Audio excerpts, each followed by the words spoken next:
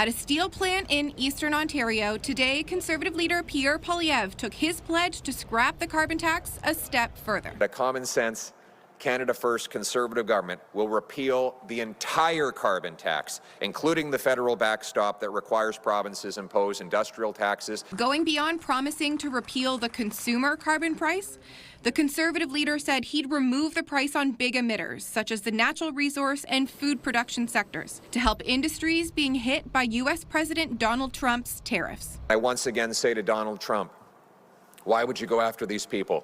This policy pledge comes after Mark Carney, in his first act as Prime Minister, signed a directive on Friday to end the consumer carbon tax through regulations while upholding the industrial portion. It's my honor, on behalf of my colleagues, to sign this one. That move sparked heated debate over the weekend, with Conservatives questioning the photo op and process, noting the carbon pricing law has not been repealed in Parliament. Today, when asked if he still thinks keeping the tax on industrial polluters is viable amid Trump's threats, Carney suggested other nations we want to trade with want to see Canada keep it on. We have the opportunity to diversify trade.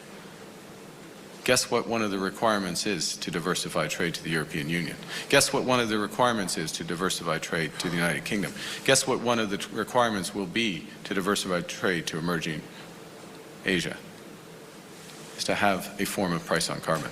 Only 4 provinces and territories apply the federal industrial carbon price: Prince Edward Island, Nunavut, Manitoba, and the Yukon.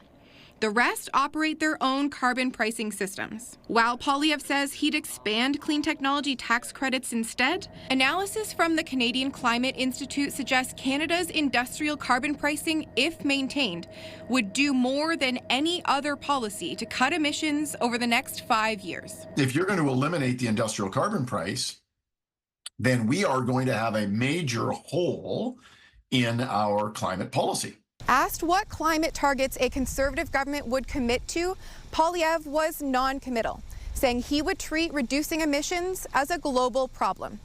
Rachel Aiello, CTV News, just west of Hawkesbury, Ontario.